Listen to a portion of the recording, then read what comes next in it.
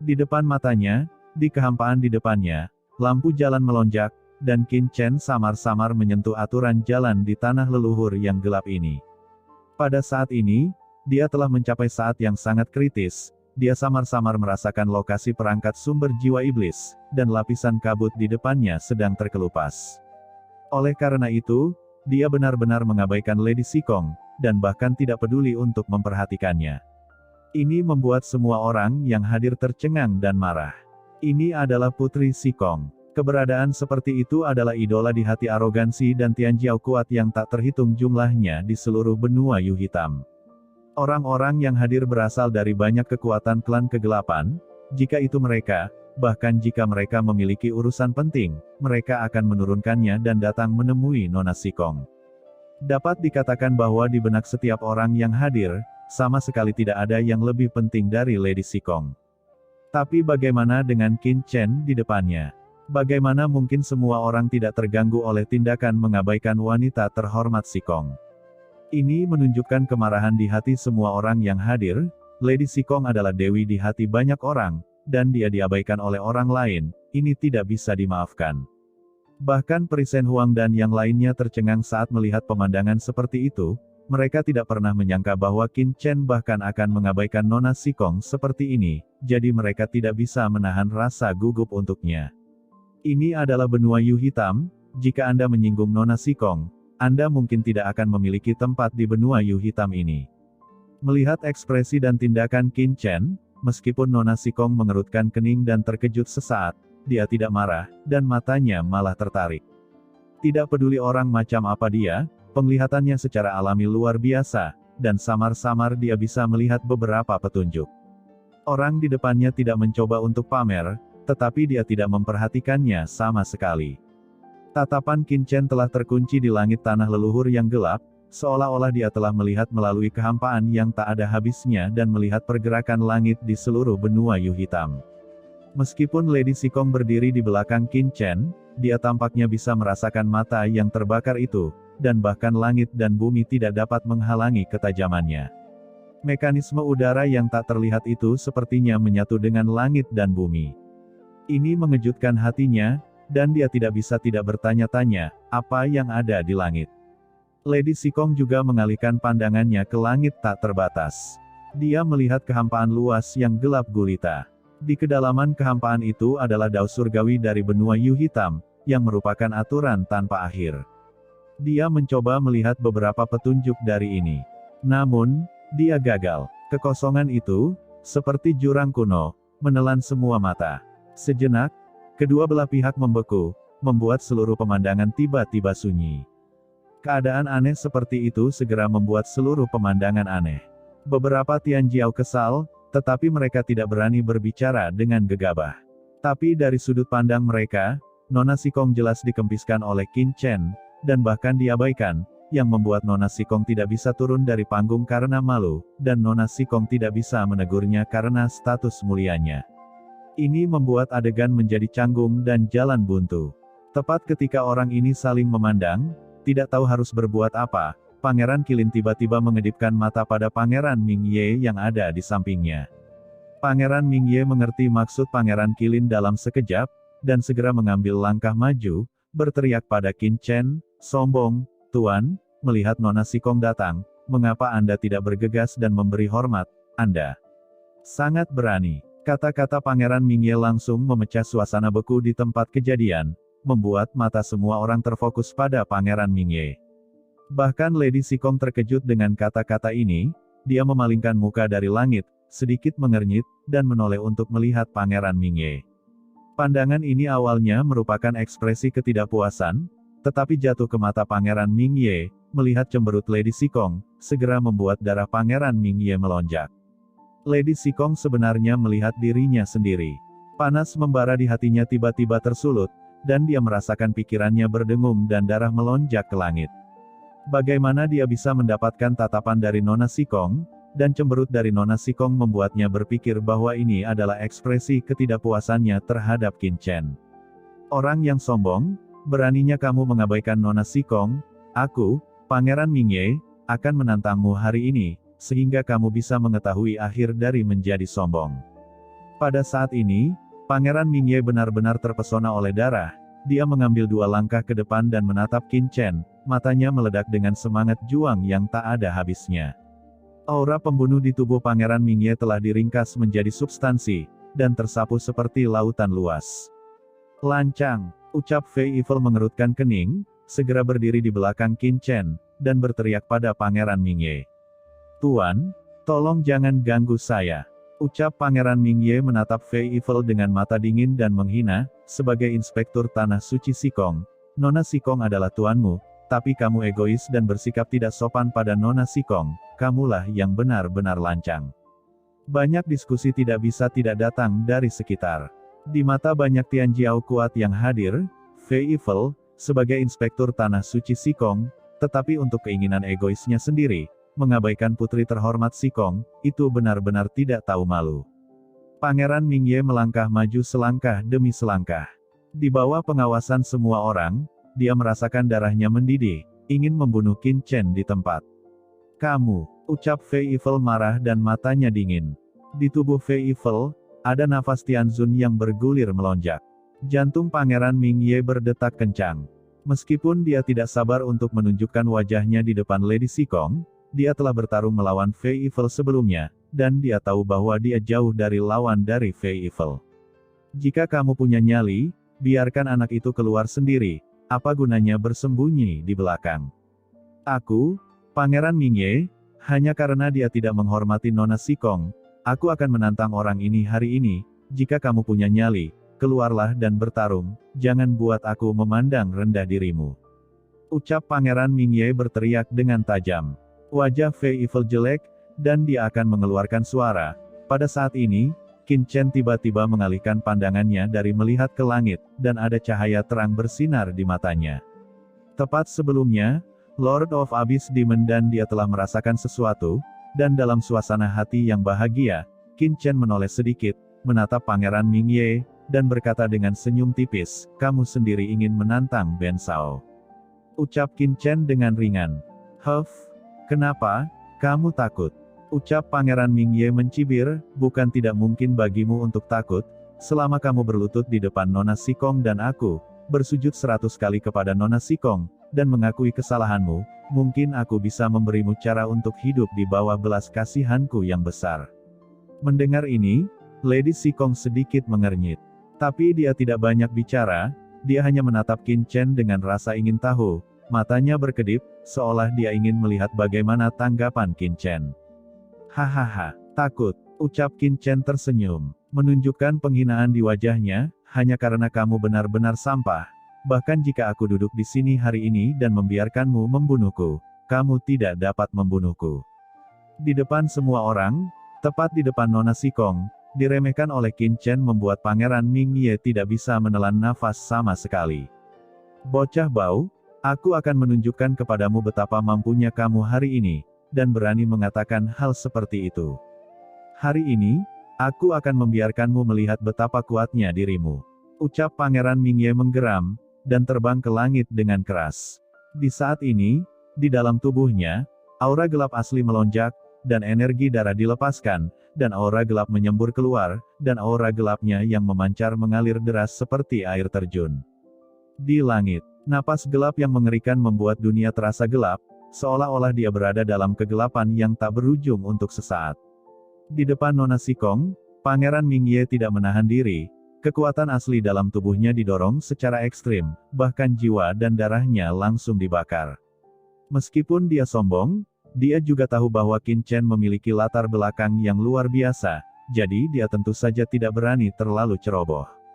Begitu dia muncul, dia mencoba yang terbaik untuk menampilkan jurus pembunuhan terkuatnya.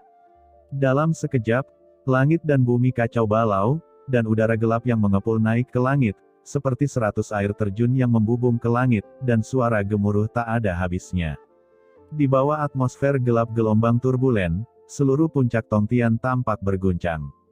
Kekuatan kegelapan yang mengerikan turun, dan semua orang langsung menjadi tidak berarti. Melihat kekuatan gaib yang mengerikan yang ditampilkan oleh Pangeran Mingye, semua orang tidak dapat menahan keterkejutannya secara diam-diam, dan mereka semua mengenali gerakan ini. Ini adalah kekuatan supernatural tingkat atas keluarga Mingye, yang menarik lawan ke malam tanpa akhir, dan mereka sendiri akan menjadi dewa malam, mengendalikan hidup dan mati semua orang di malam hari. Di bawah pukulan ini, Pangeran Mingye membakar jiwa dan darahnya, dan dia telah mencapai kekuatan tingkat Tianzun. Semua orang tahu bahwa Pangeran Mingye mati-matian mencoba yang terbaik, dan dia melakukannya begitu dia muncul. Jelas, semua orang tahu bahwa tujuannya adalah untuk menunjukkan kekuatannya di depan Lady Sikong. Bajingan, matilah. Di tengah keterkejutan semua orang, Pangeran Mingye meraung, dan kekuatan malam yang mengepul memadat di telapak tangannya. Telapak tangannya seperti lengan dewa malam, dan dia meraih Qin Chen, dengan tekad untuk menghancurkan Qin Chen sampai mati. Lancang, ucap Fei Evil berteriak dengan marah, dan hendak melangkah maju, tetapi didorong kembali oleh Qin Chen. Biarkan dia melakukannya. Sambil tersenyum di sudut mulut Qin Chen, dia berkata dengan tenang. Di bawah pandangan semua orang, menghadapi serangan Pangeran Mingye, ekspresi Qin Chen tenang, dia hanya tersenyum, dan tubuhnya tetap tidak bergerak, seolah dia acuh tak acuh. Dia benar-benar membiarkan Pangeran Mingye menyerang dan jatuh. Adegan semacam ini membuat semua orang tidak dapat mempercayainya, dan bahkan pupil Pangeran Qilin sedikit menyusut.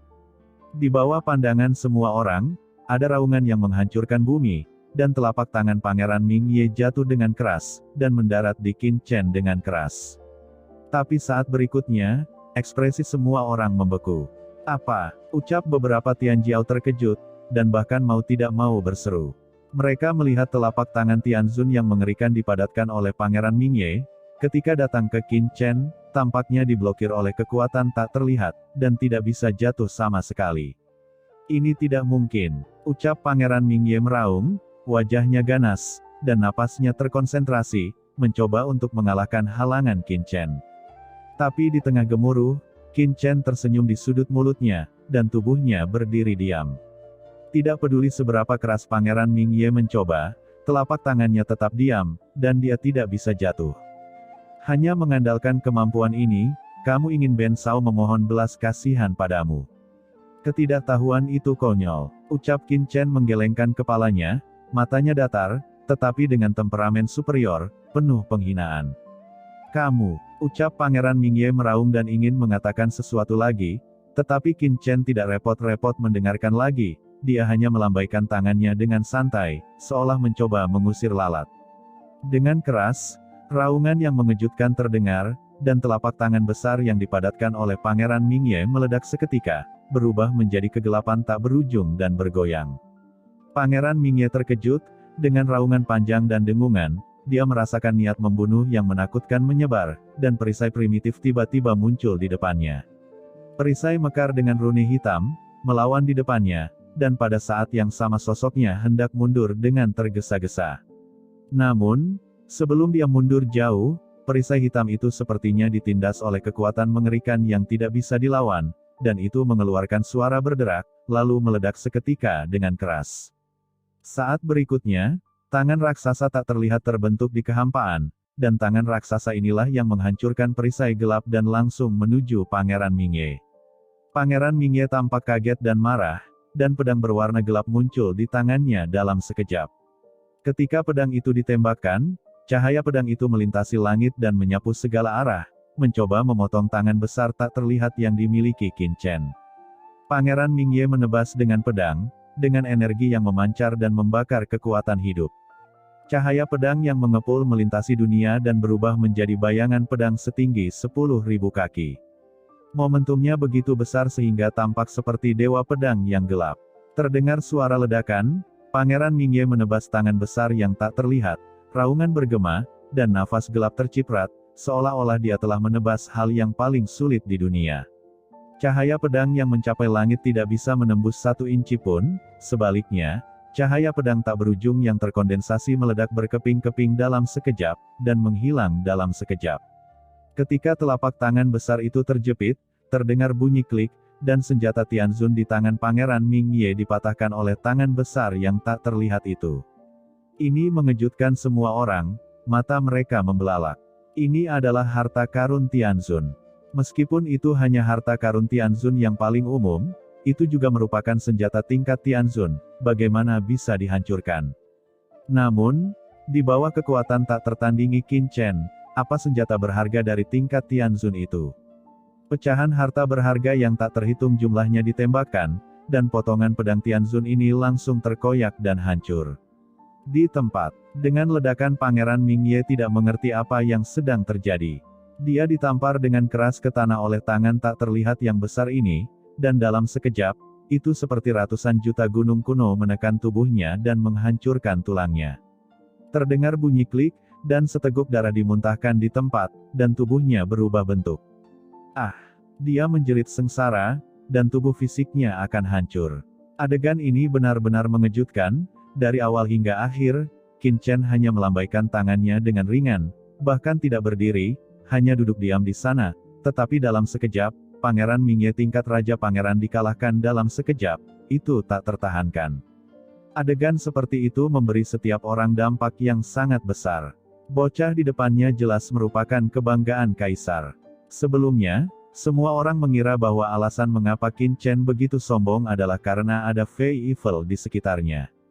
Tapi sekarang, semua orang mengerti bahwa alasan mengapa Qin Chen memiliki kepercayaan diri yang begitu besar bukan hanya karena dia dijaga oleh Tianzun yang kuat di sekitarnya, tetapi juga karena dia juga Tianjiao setingkat kaisar, memiliki kekuatan tempur setingkat Tianzun.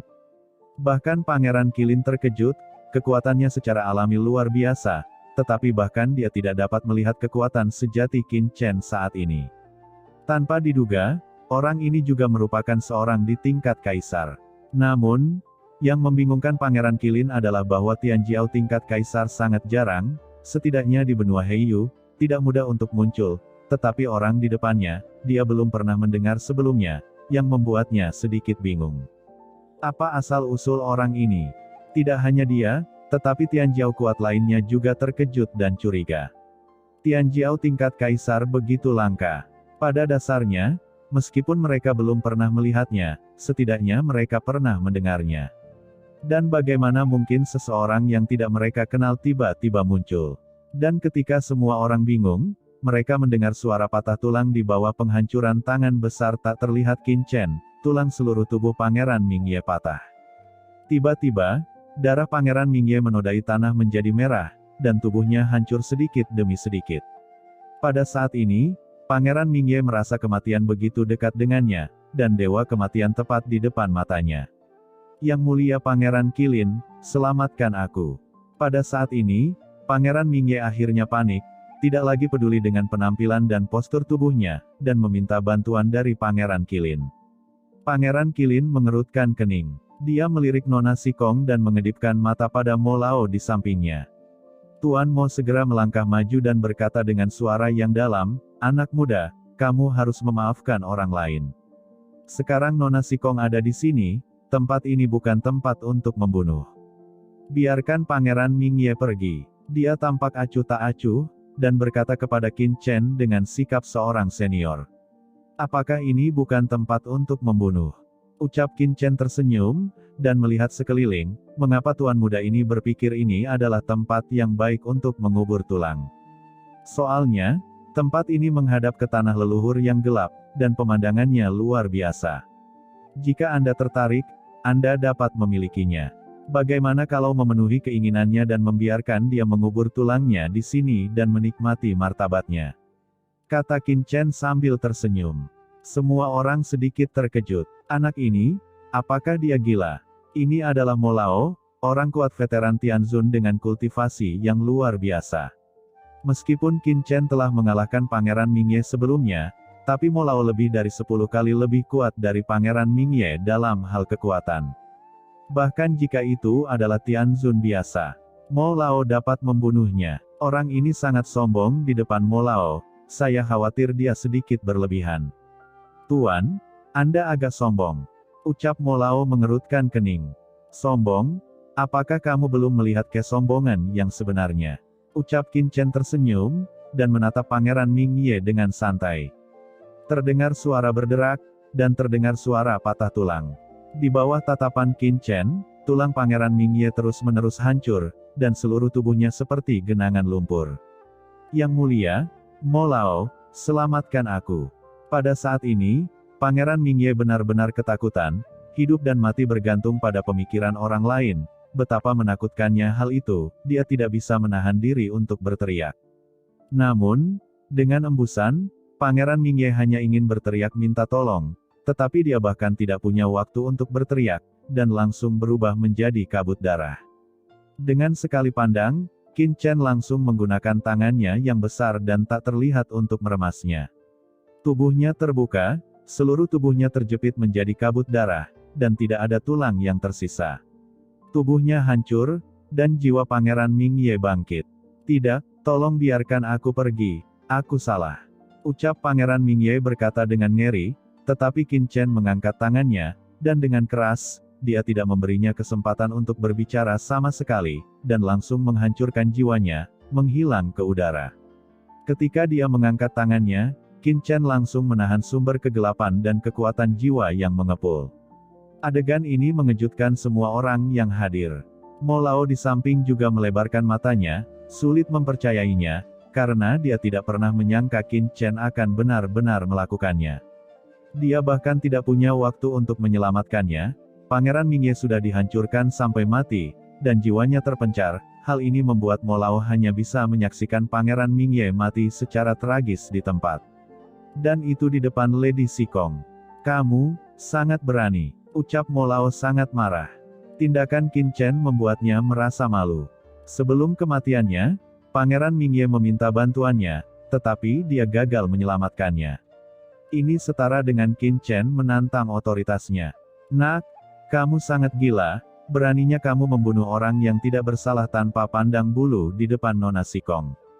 Dalam sekejap, Mo Lao memancarkan nafas Tianzun, dengan aura yang mengerikan, matanya menajam, mengungkapkan niat membunuh. Tak tertahankan bagi Mo Lao untuk ditantang oleh Qin Chen di depan semua orang. Terlebih lagi, dia adalah Tianzun jangka menengah, seorang Master Tianzun veteran, dan dia tidak takut pada siapapun di benua Heiyu ini.